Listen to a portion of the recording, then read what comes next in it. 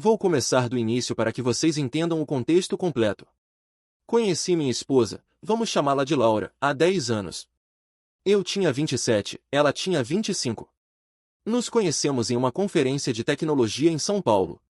Eu trabalho como desenvolvedor de software, e ela disse que era consultora de marketing digital. A química foi instantânea. Sabe aquela coisa de filme onde você conversa com alguém e as horas passam como minutos? Foi exatamente assim. Laura era tudo o que eu procurava em uma parceira. Inteligente, engraçada, ambiciosa, linda, e acima de tudo, ela me entendia. Ela entendia meus hobbies nerds, minha necessidade de ter meu tempo sozinho, minha relação complicada com minha família.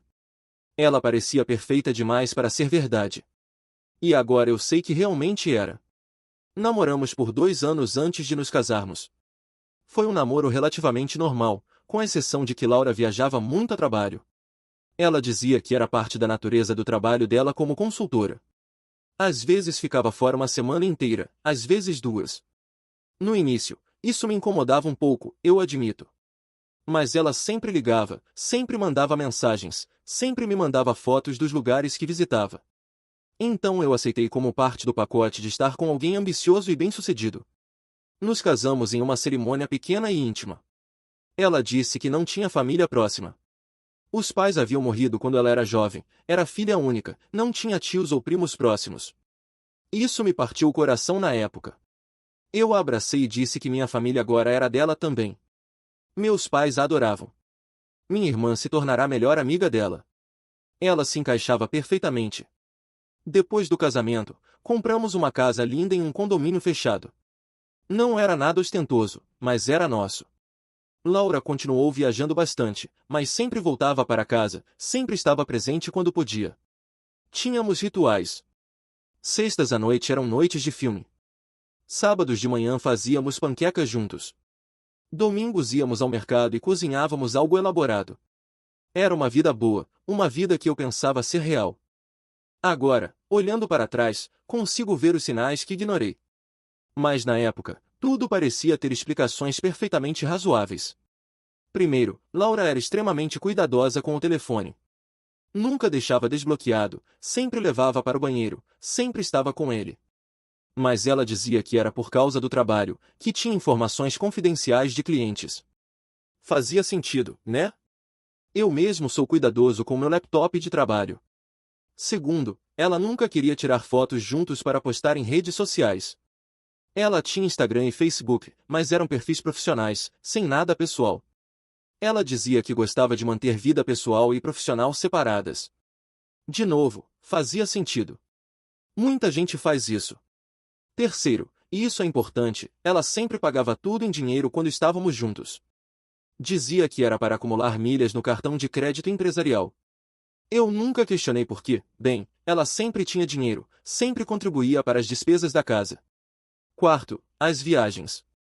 Deus, as viagens. Ela viajava em média 2 semanas por mês. Sempre para cidades diferentes. São Paulo, Rio, Belo Horizonte, Porto Alegre. Às vezes para o exterior. E sempre com a desculpa de reuniões com clientes, conferências, workshops. Eu nunca desconfiei porque ela realmente parecia ocupada quando estava em casa, sempre no computador, sempre em ligações. Mas o sinal que eu deveria ter prestado mais atenção foi o fato de que, em 8 anos de casamento, nunca conheci nenhum colega de trabalho dela. Nenhum. Ela nunca foi em happy hour da empresa.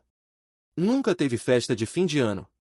Quando eu perguntava, ela dizia que era consultora freelance, que não tinha escritório fixo, que seus clientes eram corporações grandes onde ela nem conhecia todo mundo. Tudo parecia fazer sentido na superfície. Mas quando você junta todas essas peças, bem, a imagem que se forma é completamente diferente. Agora vamos para o dia que mudou tudo. Era uma terça-feira, 21 de dias atrás. Laura estava viajando a trabalho em Porto Alegre. Deveria voltar na sexta. Eu estava trabalhando de home office, como de costume. Meu notebook começou a dar problema. Não ligava. Eu tinha uma reunião importante em 1 hora e entrei em pânico. Lembrei que Laura tinha deixado o laptop dela em casa porque tinha levado só o tablet para a viagem. Ela sempre dizia que o tablet era suficiente para viagens curtas. Peguei o laptop dela. Eu sei, eu sei. Invasão de privacidade. Mas na minha cabeça, éramos casados, ela não se importaria que eu usasse o computador dela para uma emergência de trabalho. Não é como se eu estivesse bisbilhotando, certo? O laptop estava com senha. Tentei nossa data de aniversário de casamento. Nada. Tentei o aniversário dela. Nada. Na terceira tentativa, por algum motivo, tentei a combinação da data em que nos conhecemos com o nome do nosso gato. E funcionou. Entrei só para acessar meu e-mail pela web e fazer minha reunião. Mas quando o computador terminou de ligar, estava aberta uma aba do navegador. E nessa aba estava aberto o Facebook dela. Só que não era o Facebook profissional que eu conhecia. Era outro perfil. Com outro nome. Cristina Ferreira. A foto de perfil era dela, mas com um corte de cabelo que eu nunca tinha visto. E a foto de capa era dela em um casamento. Vestido de noiva. Beijando outro homem. Meu coração parou. Literalmente senti como se tivesse levado um soco no estômago. Minha primeira reação foi confusão total. Pensei que talvez fosse uma foto antiga, de antes de me conhecer. Mas a qualidade da foto era muito recente. As roupas das pessoas ao fundo eram modernas. E ela parecia ter a mesma idade que tem agora. Comecei a scrollar o perfil com as mãos tremendo. E foi piorando. Muito pior. Fotos dela com um homem, sempre o mesmo homem. Fotos em churrascos, em praias, em parques. Fotos com duas crianças. Uma menina de uns 7 anos e um menino de uns 5. Legendas como dia perfeito com meus amores, família tudo, meu mundo inteiro nessa foto. Havia check-ins, restaurantes em Curitiba. Curitiba. Não Porto Alegre, onde ela deveria estar. Curitiba, onde ela nunca tinha mencionado ir a trabalho. O último check-in era de ontem. Em um shopping de Curitiba. Com a legenda passeio em família. Eu estava passando mal fisicamente, corri para o banheiro e vomitei. Quando voltei, sentei na frente do computador e comecei a investigar mais fundo. Fui ao perfil do homem. Ricardo Ferreira. O sobrenome dele. Ela tinha adotado o sobrenome dele nessa vida paralela. O perfil dele estava aberto, público. Ele se dizia empresário, dono de uma rede de lojas de materiais de construção em Curitiba. Fotos dele com Laura, com as crianças. Fotos em viagens de família. Disney. Praia. Fotos em casa, uma casa enorme, muito maior que a nossa. Olhei a data da foto do casamento. Há 6 anos. 6 anos. Isso significa que ela já era casada comigo há 2 anos quando se casou com ele. Ou estava noiva dele quando se casou comigo. Minha cabeça estava rodando. Continuei investigando. Fui até o Instagram dela como Cristina. Mesmo padrão. Vida perfeita de família. Receitas que ela cozinhava. Fotos das crianças indo para a escola. Fotos dela em eventos da escola. Em festas de aniversário. Em churrascos com amigos. Uma vida inteira. Completa. Totalmente separada da nossa. Eu perdi minha reunião de trabalho. Mandei uma mensagem dizendo que estava passando mal. Não era mentira. Passei o dia inteiro investigando. Descobri o endereço da casa através de fotos que tinham a fachada. Era em um bairro nobre de Curitiba. Descobri que as crianças estudavam em uma escola particular cara. Descobri o nome das crianças através dos comentários de amigos nas fotos. Sofia e Miguel. Encontrei o site da empresa do marido dela. Ricardo Ferreira, CEO, 42 anos. A empresa parecia ser bem-sucedida. Várias unidades. Fotos dele em eventos empresariais. Depois fui mais fundo. Busquei notícias. Encontrei uma matéria em um jornal local de Curitiba sobre um evento beneficente onde ele e a esposa Cristina estavam presentes. A foto era de 3 anos atrás. Pesquisei nos registros públicos online. E lá estava. Certidão de casamento. Cristina Maria Santos com Ricardo Augusto Ferreira. Data, exatamente 6 anos atrás. Mas espera. Tínhamos nos casado há 8 anos. Então ela era legalmente casada comigo quando se casou com ele. Isso é bigâmia. Crime federal. Minha esposa estava cometendo um crime federal. Então me ocorreu pesquisar se nosso casamento era mesmo legal. Fui até os registros. E sim, estava lá. Laura Maria Costa com meu nome. Certidão válida. Ela era legalmente casada com duas pessoas ao mesmo tempo. Fiquei em choque catatônico por horas. Só conseguia olhar para aquelas fotos. Aquela vida que ela tinha construído. Aquelas crianças. Seriam filhas biológicas dela? Teriam sido adotadas? Enteados do Ricardo? Quanto dessa vida era real? E a pergunta que não queria calar, qual vida era verdadeira? A vida comigo ou a vida com ele? Ou nenhuma das duas? Quem era Laura realmente? Ou Cristina? Qual era o nome verdadeiro dela? Depois do choque inicial, minha mente começou a trabalhar de forma analítica. Sou desenvolvedor, sou acostumado a resolver problemas complexos quebrando-os em partes menores. Peguei um caderno e comecei a mapear tudo. As viagens dela. A cada 2 semanas, ela viajava a trabalho por uma semana. Agora fazia sentido. Ela não estava viajando. Ela estava alternando entre as famílias. Uma semana comigo, uma semana com eles. 8 anos fazendo isso. O dinheiro. Ela sempre pagava em dinheiro quando saíamos porque provavelmente usava o cartão de crédito com o outro nome na outra vida. Não podia arriscar eu ver a fatura com compras em lugares estranhos. As fotos. Ela evitava redes sociais pessoais porque não podia arriscar as duas vidas se cruzarem. Mas o Facebook como Cristina era recheado de fotos. Porque naquele mundo, com aquelas pessoas, ela podia ser aberta. O celular. Provavelmente tinha 2 chips. Ou até 2 celulares. Talvez deixasse um guardado quando estava com cada família. A história da família morta. Obviamente mentira. Mas por quê? Para não ter que apresentar parentes? Para justificar não ter fotos antigas?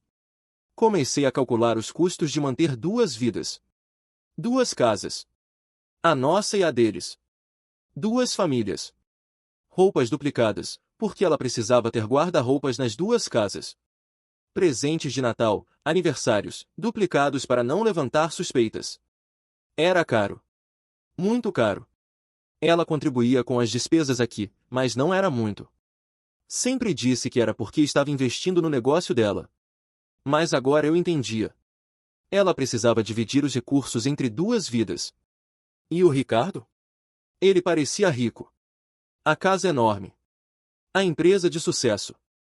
Talvez ela tivesse acesso a mais dinheiro naquela vida. Talvez aquela fosse a vida principal e a nossa fosse a vida de secundária.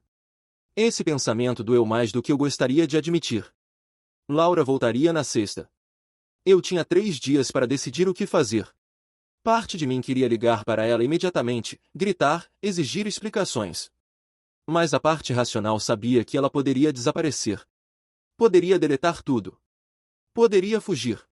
Eu precisava de provas concretas primeiro. Tirei prints de tudo. Fotos, posts, a certidão de casamento pública. Salvei tudo em um HD externo. Mandei cópias para meu e-mail pessoal. Para minha irmã, com instruções para não abrir a menos que algo acontecesse comigo. Sim, eu estava paranoico. Mas quem é essa mulher com quem eu vivo há 8 anos? Se ela é capaz de manter uma mentira tão elaborada, do que mais ela seria capaz? Contratei um detetive particular. Achei online, um com boas avaliações. Expliquei a situação. Ele achou que eu estava exagerando no início, mas quando mostrei as provas, até ele ficou chocado. Ele foi para Curitiba na quarta-feira. Confirmou tudo. A casa existe. Ricardo existe. As crianças existem. Ele tirou fotos de longe. Laura, ou Cristina, saindo de casa com as crianças para a escola. Depois voltando. Depois indo ao supermercado. Uma vida completamente normal de dona de casa. O detetive conversou discretamente com vizinhos se fazendo passar por alguém interessado em comprar casa na região. Eles confirmaram que a família Ferreira morava lá há cerca de 6 anos. Esposa dedicada. Crianças bem comportadas. Marido trabalhador. A família perfeita. Na quinta noite, Laura mandou mensagem dizendo que estava com saudades e mal podia esperar para voltar para casa no dia seguinte. Eu respondi com um coração. Me senti enjoado. Sexta chegou. Laura mandou mensagem às 10 da manhã dizendo que estava pegando o voo. Disse que chegaria às 4 da tarde. Rotina normal. Eu estava um caco. Não dormi direito a semana toda. Mal consegui comer. Meus pais ligaram preocupados porque eu tinha cancelado nosso almoço dominical dizendo que estava gripado. Não poderia vê-los. Não poderia fingir normalidade perto deles. Arrumei a casa. Deixei tudo perfeitamente normal. Porque eu precisava ver. Precisava olhar nos olhos dela e ver se ela continuaria mentindo. Precisava entender como alguém faz isso. Como alguém vive duas vidas completamente e consegue dormir à noite. 4:30 ela chegou. Entrou com a mala, sorridente, me deu um beijo como sempre. Oi amor, que saudade! Como foi sua semana? Eu queria gritar. Queria jogar as fotos na cara dela. Mas respirei fundo. Foi boa. E a sua? Como foi Porto Alegre? Ah, cansativo como sempre. Reuniões intermináveis. Mas produtivo. Fechamos um contrato bom. Ela estava mentindo tão naturalmente. Tão facilmente. Como se fosse a coisa mais normal do mundo. Ela foi tomar banho. Eu fiquei sentado na sala, tremendo. Quando ela saiu, perguntei se ela queria pedir comida. Ela disse que adoraria. Pedimos japonês, nossa comida de sexta-noite. Comemos. Conversamos. Ela me contou histórias da viagem. Todas mentiras. Eu fingi acreditar. Estava comprando tempo. Porque parte de mim, uma parte pequena e patética, queria que tudo fosse um mal-entendido gigante. Queria que houvesse uma explicação que fizesse sentido. Depois do jantar, estávamos no sofá. Ela encostou a cabeça no meu ombro. E eu simplesmente não aguentei mais. Laura. Minha voz saiu mais firme do que eu esperava. Precisamos conversar.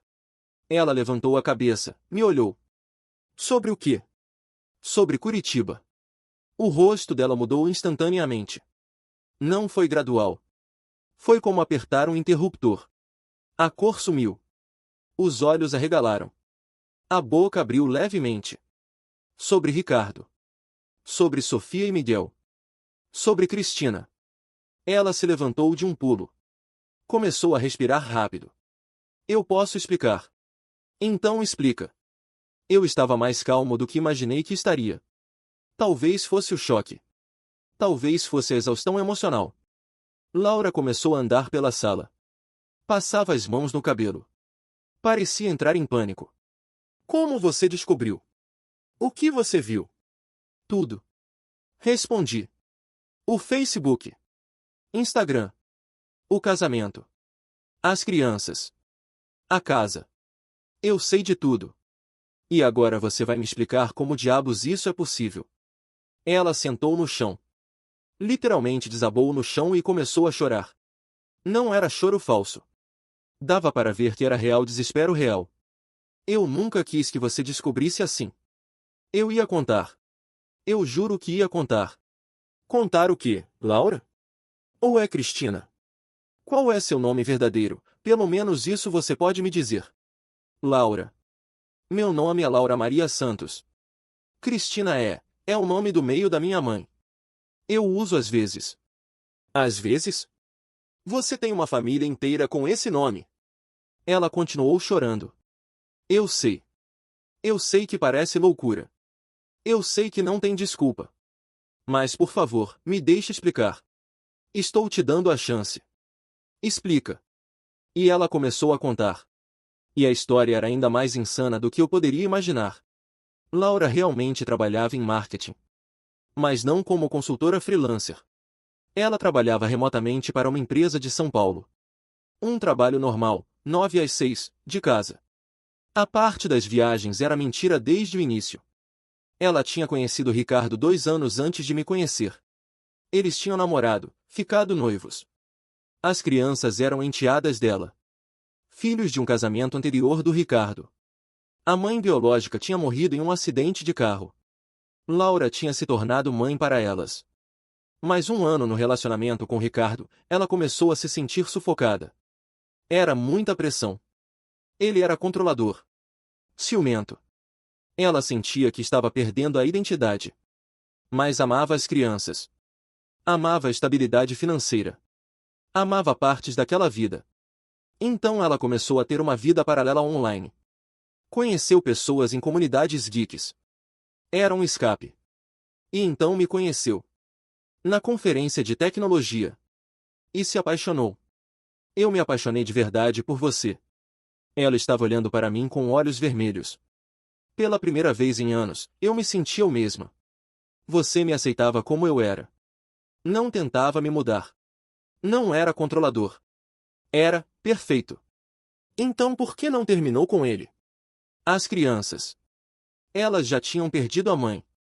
Eu não podia abandoná-las. E Ricardo, ele tem conexões. Ele é poderoso em Curitiba. Disse que se eu tentasse sair, ele garantiria que eu nunca veria as crianças de novo. E eu acreditei. Ele é capaz disso. Então você decidiu ter duas famílias? Esse foi o plano? No começo não era isso. No começo eu ia terminar com você. Nosso namoro era para ser só uma aventura. Um escape. Mas daí você pediu minha mão em casamento, e eu não consegui dizer não. Eu te amava. Eu realmente te amava. Você não ama alguém e faz isso com a pessoa. Ela encolheu com o meu grito. Eu sei. Eu sei que é insano. Mas na minha cabeça, estava funcionando. Eu conseguia ser duas pessoas. Conseguia fazer as duas famílias felizes. Você era feliz. Ricardo era feliz. As crianças eram felizes. E eu conseguia ter as duas partes da minha vida que eu amava. Quanto mais ela falava, mais meu mundo desmoronava. As crianças sabem de mim? Perguntei. Não. Ninguém lá sabe. Eles acham que eu tenho um trabalho que exige viagens. Assim como você achava. E Ricardo? Ele te deixa viajar uma semana sim, uma semana não, sem suspeitar. Ele viaja muito também. Para as lojas dele em outras cidades. Então quando ele está fora, eu viajo a trabalho. Quando ele está em casa, eu fico. Eu organizei tudo para os calendários encaixarem. A frieza do planejamento me deixou horrorizado. Há quanto tempo isso está acontecendo? Desde que nos casamos. 8 anos. E você nunca pensou em parar? Em escolher? Em fazer a coisa certa? Todos os dias. Todos os dias eu penso nisso. Mas como? Como eu escolho? Se eu fico com você, abandono duas crianças que me veem como mãe.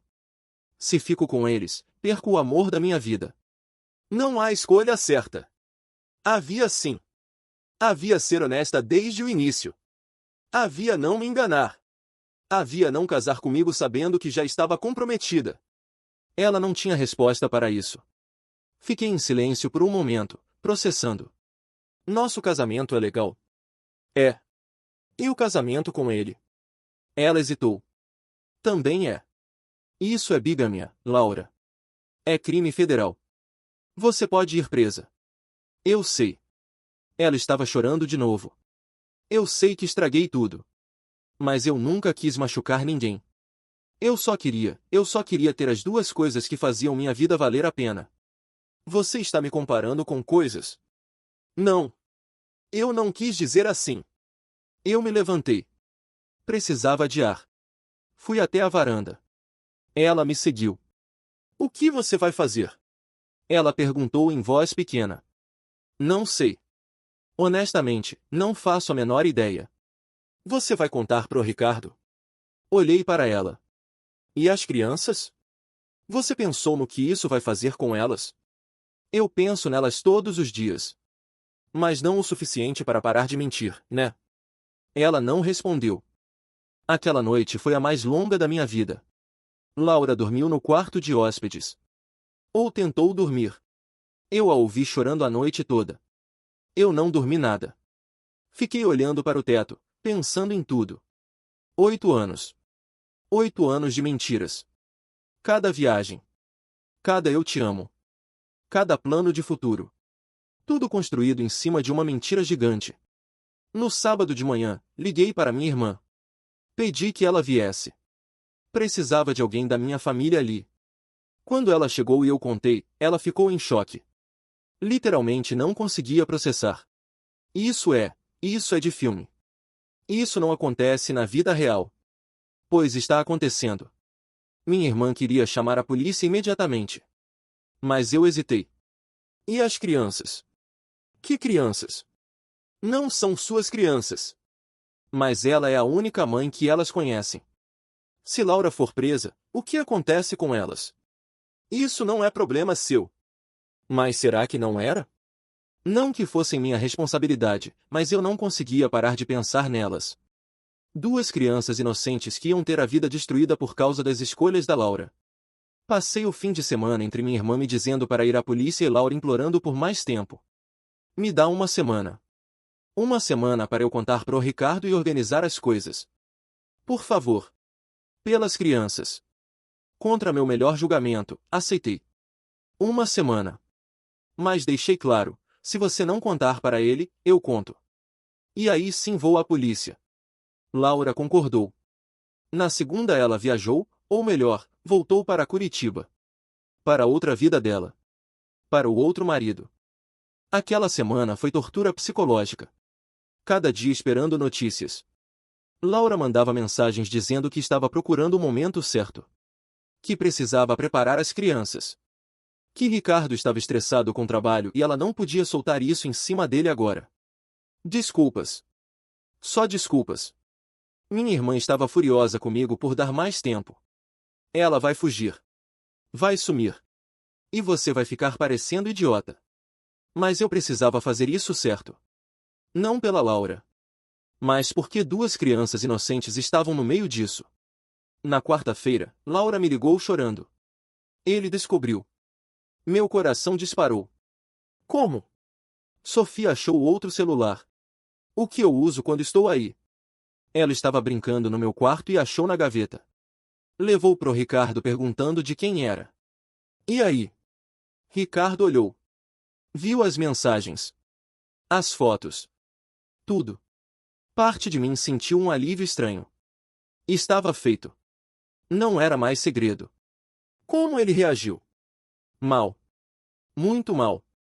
Ele está destruído. E com raiva. Muita raiva. Ele me expulsou de casa. E as crianças? Elas estão confusas. Não entendem direito ainda. Mas vão entender. E vão me odiar. Ela estava soluçando. E eu não sabia o que sentir. Pena? Raiva? Satisfação? Tudo ao mesmo tempo? O que você vai fazer agora? Não sei. Não tenho para onde ir. Posso voltar para casa? Por favor. Casa? Você chama isso de casa? Você tem outra casa, Laura. Não tenho mais. Ricardo mudou as fechaduras. Fiquei em silêncio. Você pode ficar no quarto de hóspedes. Mas isso não significa que está tudo bem. Nada está bem. Na sexta, recebi uma mensagem de um número desconhecido. Aqui é Ricardo Ferreira. Precisamos conversar. Meu primeiro instinto foi ignorar. Mas a curiosidade falou mais alto. Respondi que sim. Ele queria se encontrar. Pessoalmente. No sábado. Em um café público, num ponto neutro entre Curitiba e onde eu moro. Aceitei. O encontro foi surreal. Esperava encontrar um cara bravo, violento talvez. Mas Ricardo parecia apenas quebrado. Completamente destruído. Sentamos. Ficamos em silêncio por um momento. Então ele falou: ela te contou sobre as meninas? Contou. Sinto muito por elas. Não mereciam isso. Ninguém merecia isso. Ele tomou um gole de café. 8 anos. 8 anos ela fez isso comigo também. 8 anos que ela dizia me amar, dizia amar minhas filhas, estava com você. Também descobri há 2 semanas. Estou tão perdido quanto você. Como você descobriu? Contei a história do laptop. Ele balançou a cabeça. Eu descobri pelo celular. Ela era tão cuidadosa. Anos sendo cuidadosa. Mas bastou uma distração, uma criança curiosa, e tudo desmoronou. Conversamos por horas. Trocamos informações. Comparamos histórias. As mentiras eram espelhadas. Para ele, ela viajava a trabalho também. As mesmas desculpas. A mesma estrutura de mentiras. As meninas perguntam por ela. Ele disse em um momento. Sofia principalmente. Ela não entende por que a mãe foi embora. Como eu explico isso para uma criança de 7 anos? Não tinha resposta. Ele continuou. Parte de mim quer expor ela. Processá-la. Mandar ela presa pelo que fez. Mas as meninas já perderam uma mãe. Não quero que percam outra, mesmo que essa tenha sido uma mentira. Eu entendo. Penso a mesma coisa, acredite ou não. Você ainda a ama? Ele perguntou. A pergunta me pegou de surpresa. Não sei. Amo a pessoa que eu achei que ela era. Mas essa pessoa não existe, existe? Exatamente o que eu sinto. Decidimos, juntos, não ir à polícia. Não pela Laura. Mas pelas crianças. E, egoisticamente, porque nenhum de nós queria a exposição pública de ter sido enganado tão elaboradamente. Mas concordamos que queríamos divórcio. Os dois. Laura teria que escolher qual casamento anular primeiro. Tecnicamente, o dela comigo era o primeiro, então legalmente era o válido. Mas nenhum de nós queria ficar casado com ela. Voltei para casa daquele encontro me sentindo estranhamente em paz. Não estava feliz. Longe disso. Mas ter conversado com Ricardo, ter visto que eu não estava sozinho nessa loucura, de alguma forma ajudou. Laura estava em casa. Quando contei que tinha me encontrado com Ricardo, ela empalideceu. O que ele disse? Tudo. Nós conversamos. Muito. Vocês vão me processar. Não. Mas vamos nos divorciar. Os dois. Ela sentiu. Parecia já esperar isso. Eu mereço. Sim, merece. Nos dias seguintes, começamos o processo. Laura foi clara que queria anular o casamento com Ricardo e manter o nosso. Porque eu te amo de verdade. O outro foi por obrigação. Mas eu não queria mais. Como eu poderia confiar nela de novo? Como eu poderia dormir à noite sem me perguntar que outras mentiras existiam? Ela tentou argumentar. Tentou dizer que podíamos fazer terapia de casal. Que ela mudaria. Que seria completamente transparente daqui para frente. Mas como você reconstrói um relacionamento quando literalmente tudo foi mentira? O alicerce estava destruído. Não tinha conserto. Os meses seguintes foram burocráticos e emocionalmente exaustivos. Laura contratou um advogado. Eu contratei outro. Ricardo contratou um terceiro. A situação legal era complexa. Como nosso casamento tinha vindo primeiro cronologicamente, ele era tecnicamente o válido. O casamento dela com Ricardo era nulo por bigâmia. Mas Ricardo queria garantias legais de que Laura não teria mais direitos sobre as meninas. Foram longas negociações. Laura tentou argumentar que tinha sido mãe para Sofia e Miguel por 6 anos. Que merecia direitos de visitação. Mas Ricardo foi inflexível. Você perdeu esse direito quando escolheu mentir por 8 anos. A advogada dela argumentou que as meninas se beneficiariam de manter contato.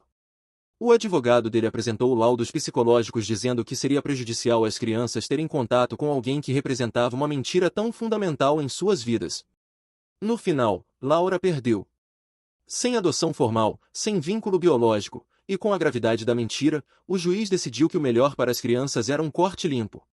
Laura poderia enviar cartas, que Ricardo avaliaria antes de dar às meninas. Se um dia, quando fossem mais velhas, quisessem contato, a decisão seria delas. Eu vi Laura receber a decisão. Ela não chorou. Acho que não tinha mais lágrimas. Apenas ficou olhando para o papel, lendo e relendo, como se as palavras fossem mudar. Elas vão me odiar. Foi tudo que ela disse. Provavelmente. Não menti. Não havia mais espaço para mentiras entre nós. Nosso divórcio foi mais simples tecnicamente, mas não menos doloroso emocionalmente. A casa teria que ser vendida. Os bens divididos. 8 anos de vida juntos desmantelados em documentos e assinaturas. Uma noite, poucas semanas antes de tudo ser finalizado, Laura me pediu para conversarmos. De verdade. Uma última conversa. Por quê? Eu perguntei. Por que fazer tudo isso? Você é inteligente. Organizada. Podia ter simplesmente escolhido. Ou terminado antes de casar comigo. Por que essa mentira toda? Ela ficou em silêncio por um longo tempo. Então respondeu, porque eu sou covarde. Simples assim. Era mais fácil mentir do que enfrentar qualquer uma das verdades. Mais fácil ter duas vidas pela metade do que fazer escolhas difíceis e viver uma vida inteira. E valeu a pena? Nos primeiros anos? Eu achava que sim. Eu conseguia compartimentalizar. Quando estava com você, era completamente sua. Quando estava com eles, era completamente deles. Mas com o tempo foi ficando mais pesado. Eu sabia que eventualmente tudo desmoronaria. Sempre soube. Mas continuei, porque a cada dia que passava, parecia impossível parar. Como você para uma bola de neve rolando montanha abaixo? Você tinha que nunca ter começado a rolar ela. Eu sei. Eu sei disso agora. Ela olhou para mim, e por um momento, vi a mulher por quem tinha me apaixonado. Ou achei que tinha me apaixonado. Você consegue me perdoar algum dia? Pensei honestamente na pergunta. Não sei. Talvez um dia eu entenda suas escolhas. Talvez um dia eu pare de sentir raiva. Mas perdoar? Isso significa que o que você fez foi de alguma forma aceitável. E nunca será. Ela assentiu. Justo. O divórcio foi finalizado. A casa foi vendida. Laura se mudou para um apartamento pequeno em outra cidade. Começou de novo, com seu nome verdadeiro, uma vida verdadeira. Ou pelo menos é o que minha irmã me contou, ela ainda mantém contato ocasional com Laura, apesar de eu ter pedido para não. Eu me mudei para um apartamento também. Menor que a casa, mas é meu. Totalmente meu. Sem mentiras nas paredes. A terapia tem ajudado. No início eu resisti. Achava que era fraqueza admitir que precisava de ajuda para processar tudo. Mas minha terapeuta me fez ver que o que aconteceu não foi um término normal. Foi um trauma. A descoberta de que 8 anos da minha vida foram parcialmente uma ilusão, isso mexe com sua percepção de realidade. Aprendi que tenho problemas de confiança agora. Óbvio, né? Mas vai além de relacionamentos românticos. Questiono tudo. Olho para as pessoas e me pergunto que segredos elas escondem. Que mentiras contam. Que vidas duplas vivem.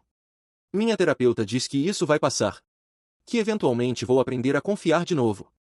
Que nem todo mundo é como Laura. Eu quero acreditar nisso. Namoro? Nem pensar. Ainda não. Amigos tentaram me colocar em aplicativos de relacionamento.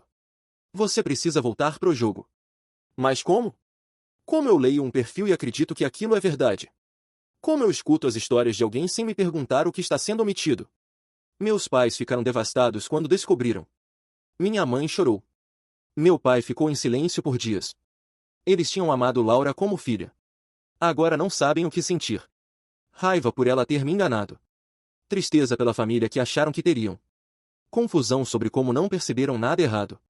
Ela era boa atriz. Foi o que eu disse para eles. E era verdade. 8 anos.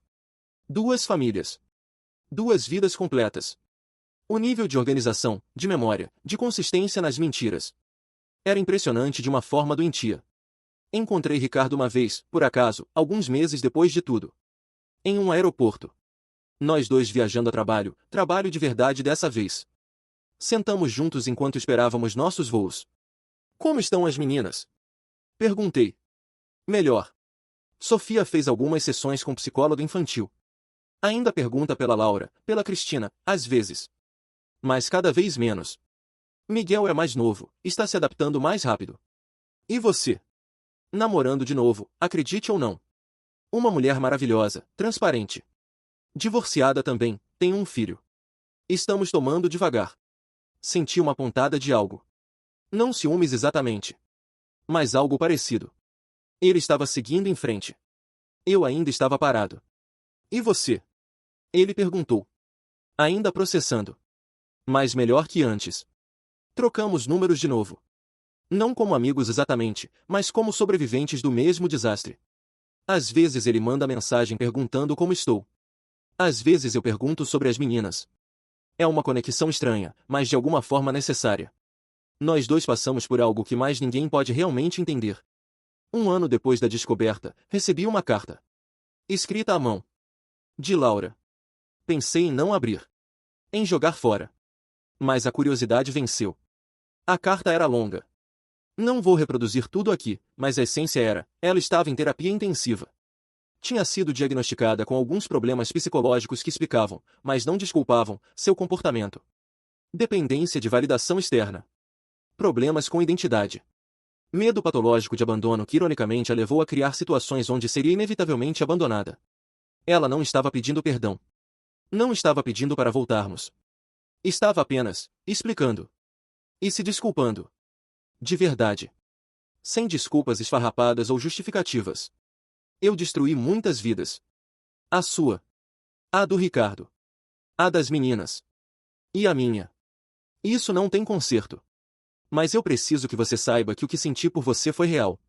Talvez tenha sido a única coisa real em toda aquela farsa. E me desculpa por transformar algo real em parte de uma mentira. Ela terminou dizendo que estava morando em uma cidade pequena no interior. Trabalhando remotamente. Vivendo uma vida simples, honesta. Sozinha. Aprendi que não posso estar em um relacionamento agora. Talvez nunca mais. Preciso aprender a ser uma pessoa completa sozinha antes de poder ser parte da vida de outra pessoa. Guardei a carta. Não respondi. Mas não joguei fora também. Hoje, 1 ano e 2 meses depois da descoberta, estou diferente. Mais cauteloso, sim. Mais cínico sobre relacionamentos, definitivamente. Mas também mais forte. Mais claro sobre o que eu quero e o que não aceito. Saí em alguns encontros nas últimas semanas. Nada sério. Mas é um começo. E dessa vez, sei as perguntas certas a fazer. Sei os sinais a observar. Não de forma paranoica, mas de forma saudável. Minha terapeuta diz que isso faz parte da cura. Aprender a confiar de novo, mas com limites saudáveis. Não voltar ao estágio de confiança cega que eu tinha antes. Mas também não viver em desconfiança constante. As cicatrizes estão lá. Sempre estarão. Mas cicatrizes significam que você sobreviveu ao ferimento. Que está sarando. Ainda penso sobre tudo às vezes. Principalmente à noite, quando está quieto. Me pergunto sobre os momentos que achei que eram especiais. Seriam realmente especiais para ela também? Ou eram apenas parte do papel que ela interpretava? Nunca vou saber. E aprendi que tudo bem não saber. Algumas perguntas não têm respostas satisfatórias. O que eu sei é isso, eu merecia melhor. Merecia honestidade. Merecia alguém que me escolhesse completamente, não pela metade. E da próxima vez, se houver próxima vez, não vou aceitar nada menos que isso. Quanto a Laura, eu espero que ela encontre paz. Não por ela, mas porque carregar raiva eternamente é pesado demais. Ela vai ter que viver com as consequências das escolhas dela para sempre. 2 crianças que vão crescer sem ela. 2 homens que não vão confiar facilmente de novo. E ela mesma, que tem que olhar no espelho todos os dias e ver a pessoa que criou essa bagunça toda. Isso é punição suficiente. Quanto a mim, estou reconstruindo. Tijolo por tijolo. Momento por momento. E dessa vez, está sendo construído em alicerce verdadeiro. Pode ser mais lento, pode ser mais difícil. Mas é real. E no final, real é tudo o que importa.